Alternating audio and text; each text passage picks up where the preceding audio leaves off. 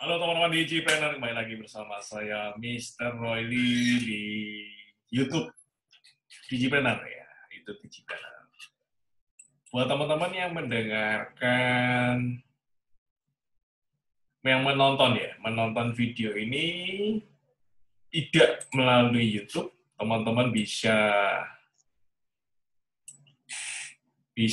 ke YouTube saya ya. YouTube saya di kiri sini ya. Nah, ini ya.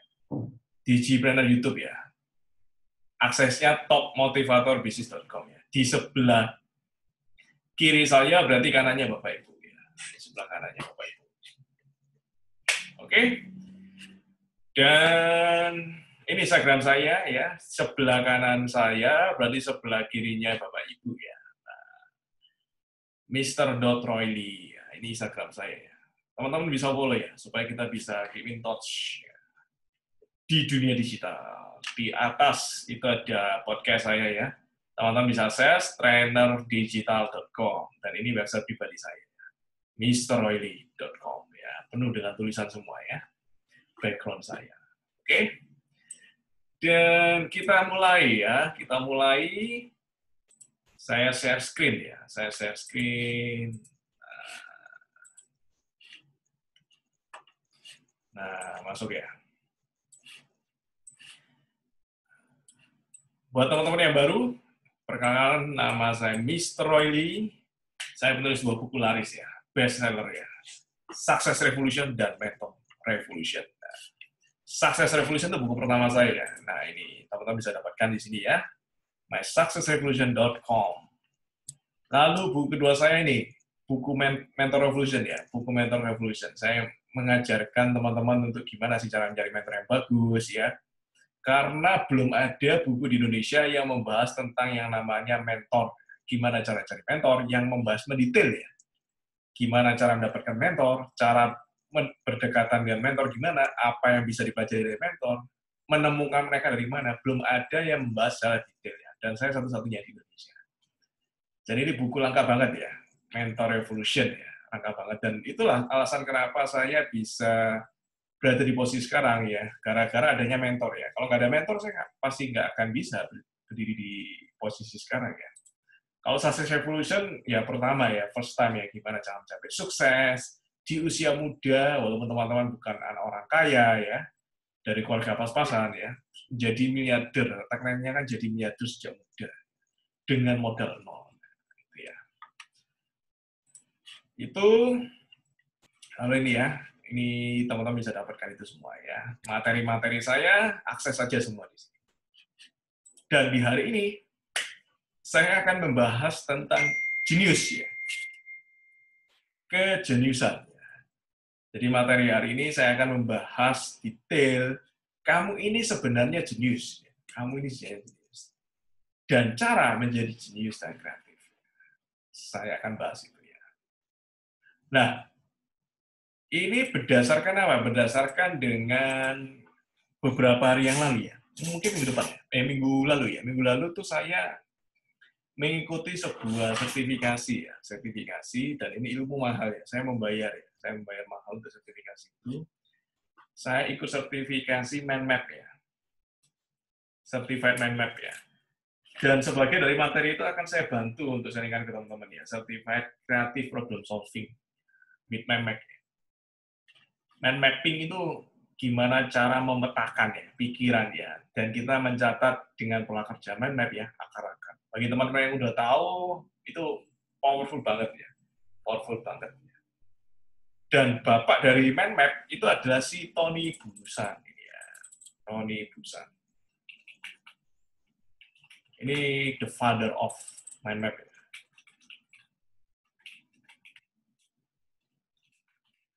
Dan mengapa ini penting ya? Ada orang bisnis, kita entrepreneur itu harus, kan entrepreneur itu suka belajar ya, harus suka belajar. Dan belajar dengan cara yang mudah adalah dengan menggunakan mind map. Ya. Ada entrepreneur harus belajar. Kenapa harus belajar? Bill Gates aja belajar sama Tony Busan. Bill Gates ya, orang terkaya di dunia ya. Itu belajar sama si Tony Busan ya. Kok Anda nggak belajar? Nah, aneh kan? Bill Gates, lalu juga wakil presiden ya, Al Gore, itu belajar juga sama si Tony Busan. Ya. Michael Jackson sebelum beliau meninggal itu juga mentornya untuk mind map adalah si Tony Buzan. Jadi ini orang jenius banget ya. Ini orang jenius banget ya. Kalau teman-teman tahu ya, kalau di dunia pendidikan itu kan ada namanya IQ ya, Intelligent Quotient ya. Kalau misalnya teman-teman tes TOEFL ya,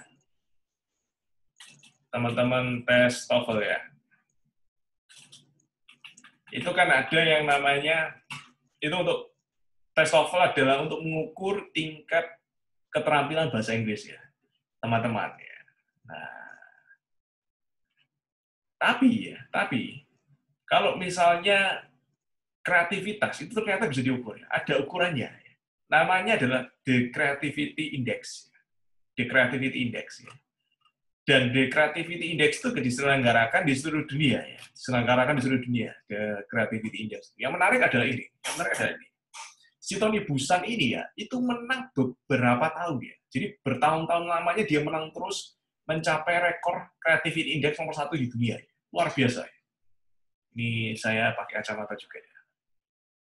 Ini kacamata radiasi ya. Kan kita WFH di depan komputer terus-menerus ya. Jadi supaya nggak terkena radiasi, saya pakai kacamata radiasi. Ya. Jadi ini lebih nyaman ya.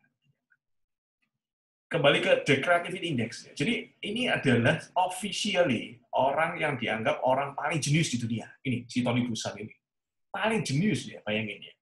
Bukan paling jenius di kota Anda, bukan paling jenius di kelurahan Anda, paling jenius negara Anda, enggak. Tapi paling dianggap orang terjenius di seluruh dunia, si Tony Buzan. Saya kasih fotonya ya, fotonya ya. Nah, si Tony Buzan ini juga pengarang ya, 140 buku ya. Jadi bayangin ya. 140 buku ya. Dia pengarang buku itu nggak cuma 1-2 ya. Kalau saya cuma 2 ya bukunya ya. Tapi kalau dia ngarang itu 140 buku. Luar biasa ya. 140 buku ya. Tentang apa? Tentang otak. Tentang otak, mind map ya. Ini fotonya ya. Saya tampilin supaya teman-teman juga mendapatkan gambaran ya bahwa ini orang jenius ya. Ini orang terjenius di dunia. Banyak dipelajari ya. Entrepreneur banyak yang belajar dari beliau. Salah satunya itu si Bill Gates ya.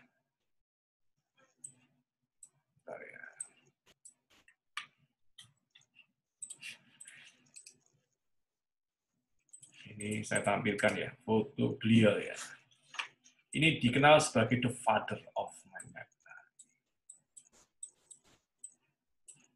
Nah, ini si Tony Buzan ya. Ini sertifikasi kedua saya ya, sebenarnya, Certified Problem Solving nih ya. Beberapa tahun yang lalu saya udah dapat ya sertifikasi Certified Mind Map Practitioner ya. Itu dari sertifikat saya langsung ditandatangani oleh beliau ya, si Tony Buzan ya. Dari UK langsung ya datangnya sertifikasi saya. Dan ini lanjutannya. Mungkin sekitar minggu depan atau 2 minggu lagi, itu saya ikut sertifikasi lagi untuk mind map. Jadi ini kesempatan kita untuk belajar ya, belajar apapun ya, kriteria. Nah ini Tony Buzan ya. Jadi ini mind map. Ini adalah alasan cara teman-teman bisa belajar banyak hal, ya. Skill yang namanya mind map ini. Ya. Nah, tadi ya, ini kan dianggap orang terjenius ya, orang terjenius di dunia. Nah, sekarang kita bahas tentang otak ya. Kita bahas tentang otak dulu ya. Kenapa sih? Ini penting, kenapa ya? Nah, ini saya masukkan gambar.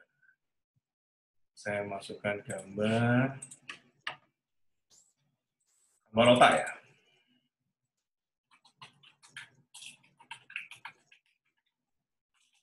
Jadi otak kita itu ternyata kita gambari otak kita. Dan otak kita itu ternyata ada 2 ya, otak kiri dan otak kanan ya. Ada 2 ya. Left brain and right brain. Left brain and right brain. Fungsinya apa? Nah ini. Nah ini ya. Left brain and right brain. Otak kanan ya. Otak kanan itu apa? Ya ini, untuk seni ya, teman-teman yang suka seni itu biasa mendengarkan musik itu biasanya otak kanannya aktif ya. Kreativitas itu di otak kanan, imajinasi, suka suka berimajinasi, suka menggambar ya kan, intuisi, dapat ide baru itu datangnya dari otak kanan. Otak kanan. Sekali lagi ya, kanan saya berarti kirinya teman-teman. Ini kanan saya ya. Musik ya itu otak kanan. Jadi teman-teman mendengarkan musik itu yang aktif adalah otak kanannya teman-teman. Itu otak kanan. Dan otak kanan itu nyambung di tangan kiri. Ya. Jadi otak kanan nyambung di tangan kiri. Ya. Orang yang kidal itu sebenarnya orang yang kreatif ya, dari sejak lahir. Biasanya seperti itu. Lalu otak kiri ya, kita bahas otak kiri. Sekali lagi ya, otak kiri saya berarti di kanannya teman-teman. Otak kiri itu logis ya, bahasa. Jadi kalau teman-teman belajar bahasa Inggris, berarti teman-teman menggunakan otak kiri. Belajar bahasa Mandarin, belajar bahasa asing, belajar bahasa Indonesia itu menggunakan otak kiri. Membaca logika itu otak kiri. Matematika ya, sains matematika. Saya kebetulan nggak suka ya, angka ya, number skill, sains matematika, saya nggak suka ya. Itu otak kiri, itu otak kiri. Orang yang suka hitung ya itu otak kiri. Otak kiri itu nyambung ke tangan kanan ya. Jadi cabang-cabang dari otak kiri itu menyambung ke tangan kanan, cabang-cabang dari otak kanan itu nyambung ke tangan kiri. Nah, ini ya. Jadi kalau misalnya saya menggunakan, teman-teman lebih banyak menggunakan otak kiri, berarti tangan kirinya harus sering digunakan. Itu ya. Itu tentang yang namanya perbedaan ya. Perbedaan dulu ya antara otak kanan dan otak kiri ya. Ini penting ya. Ini dasar ya, anggapannya dasar ya. Nah, ada beberapa hal yang penting ya, yang bisa teman-teman lakukan ya, untuk menjadi jenius dan untuk menjadi kreatif ya. Ini rangkuman ya dari yang saya pelajari dari sertifikasi kemarin ya. Ini sertifikasinya mahal teman-teman. Jadi ini ilmunya ilmu daging ya, videonya video daging. Jadi teman-teman yang menonton video ini secara free ya itu wah bonus lah buat teman-teman ya. Anggapannya bonus ya. Nah, caranya gimana ya? Caranya gimana menjadi jenius ya? Jadi ada namanya kreatif ya, dan ada namanya inovatif. Nah, ini harus tahu dulu ya, teman-teman. Ada namanya kreatif versus inovatif. Kreatif itu apa sih? Kreatif itu definisinya adalah mempelajari hal baru. Ya. Tahu ada hal baru, knowledge baru itu kreatif ya. Kreatif, tahu ya.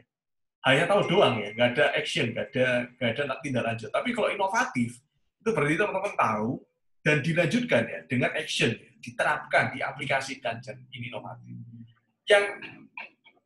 Yang berfungsi, yang berpengaruh di dalam kehidupan kita adalah inovasi, inovatif, bukan kreatif. Karena kreatif itu tahu doang ya, tahu banyak hal itu tak penting. Yang penting adalah mengaplikasikan setiap teman-teman yang tahu, itu yang penting. Yang mengubah hidup adalah yang ketika teman-teman mengaplikasikan. Jadi itu kan ada pepatah ya. Knowing is nothing. Knowing is nothing. Applying what you know is everything. Jadi know, tahu, itu nothing ya. Tidak ada artinya.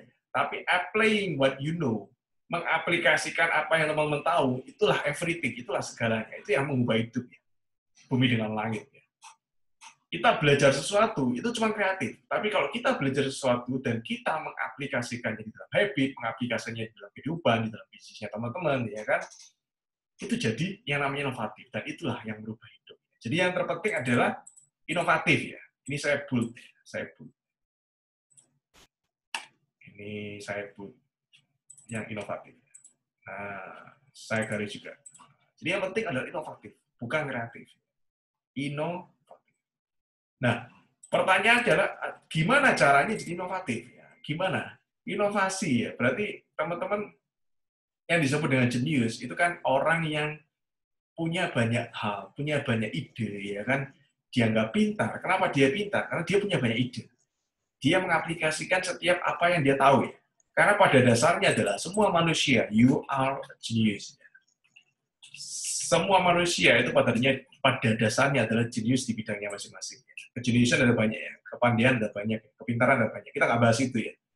Jadi ada kepandaian kinestetik, kepandaian olahraga, kepandaian emosional, dan lain-lain. Kita nggak bahas itu ya. Ada EQ, EQ, SQ ya, dan QQ yang lain. Tapi kita nggak bahas itu ya.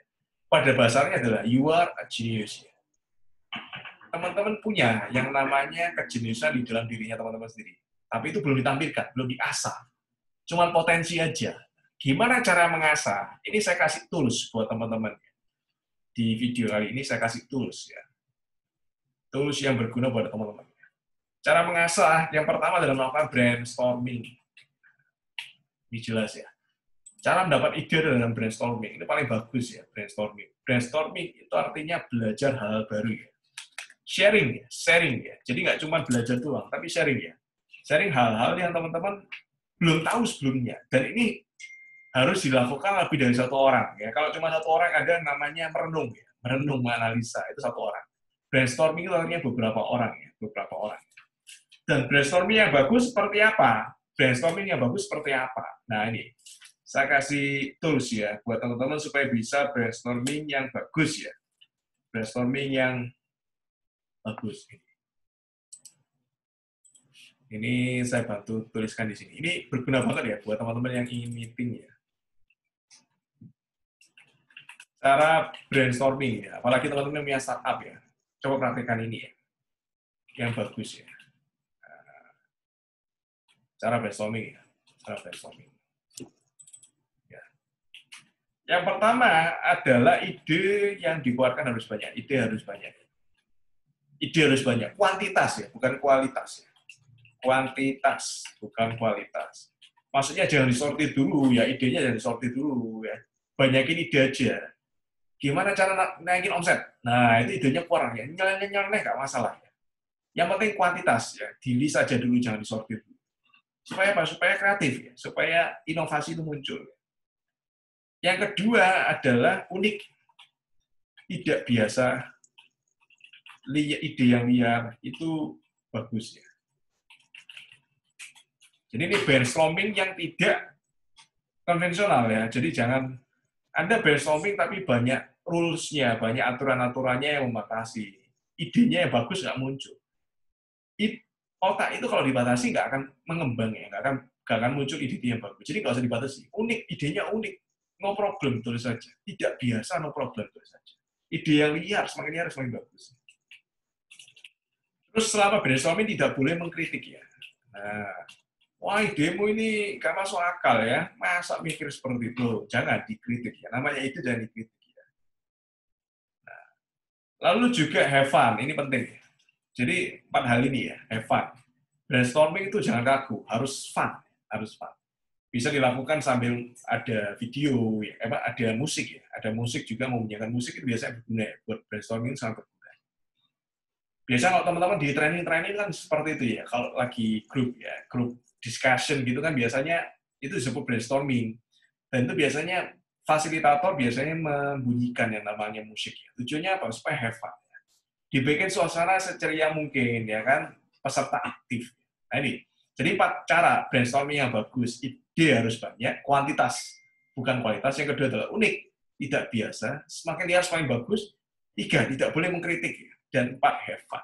Ini ya. Dan ini masih tools pertama ya. Tools pertama ya. Lalu tools kedua yang ingin saya bagikan buat teman-teman ya. Selain brainstorming adalah solution finder.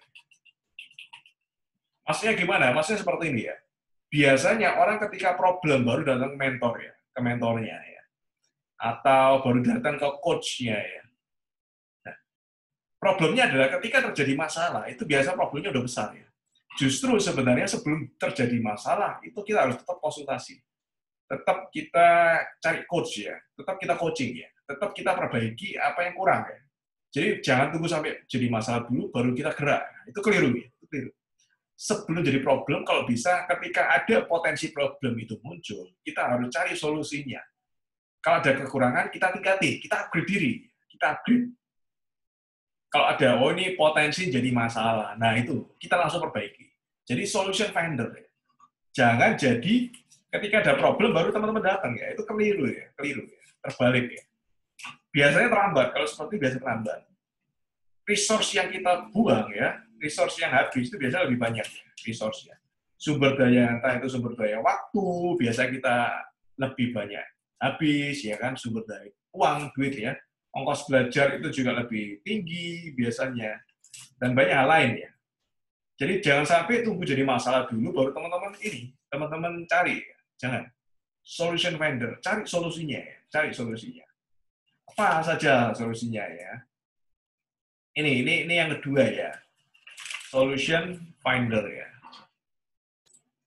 Brainstorming, solution finder. Nah, lalu kita akan bahas tool ketiga ya. Tools ketiga yang menarik, ini ada beberapa sih tools. Ini saya catat ya, saya catat. Ini ada banyak tools yang saya dapat ya. Cuman saya ingin bagikan 3 aja buat teman-teman ya. Jadi supaya teman-teman lebih paham ya, lebih jelas ya. Nah, yang ketiga adalah ini.